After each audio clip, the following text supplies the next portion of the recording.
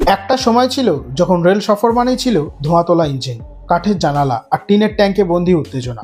তখনকার দিনে কেউ যদি বলতেন যে ট্রেনে থাকবে মাইক্রোওয়েভ, ডিপ ফ্রিজার, এমনকি টোস্টার, তাহলে হয়তো মানুষ চোখ কপালে তুলত। কিন্তু হ্যাঁ, সেই সময় ভারতীয় রেলের ইতিহাসে এক ট্রেন এসেছিল যে নিজেই ছিল বিলাসিতার প্রতীক।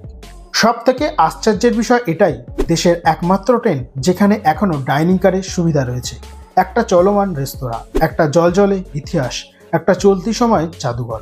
৯৫ বছরের সেই গৌরবময় যাত্রা আজও নিঃশব্দে বলে যায়, রেল শুধু গন্তব্য নয়, রেল এক অনুভব। ১ জুন ১৯৩০ ভারতীয় রেল যাত্রার ইতিহাসে লেখা হয় এক নতুন অধ্যায়। শুরু হয় দেশের প্রথম ডিলাক্স ট্রেন ডেকান কুইনের যাত্রা।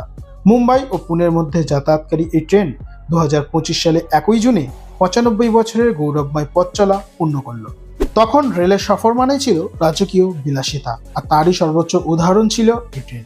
দেশের প্রথম এবং একমাত্র ট্রেন হিসেবে এখনও ডাইনিং কারের সুবিধা বজায় রেখেছে Deccan queen. Microwave, oven, deep freezer, toaster, যাত্রীদের আরাম এবং অভিজ্ঞতা দেওয়ার জন্য ডেকান কুইনে রয়েছে আধুনিক রন্ধন ব্যবস্থাও।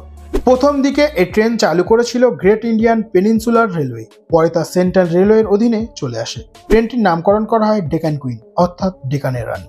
মহারাষ্ট্রের দুই গুরুত্বপূর্ণ শহর মুম্বাই ও পুনেকে সংযুক্ত করা এই ট্রেন কেবল রেলের ইতিহাসে এক সোনালী অধ্যায় নয়, আজও বহু যাত্রীর প্রথম পছন্দ।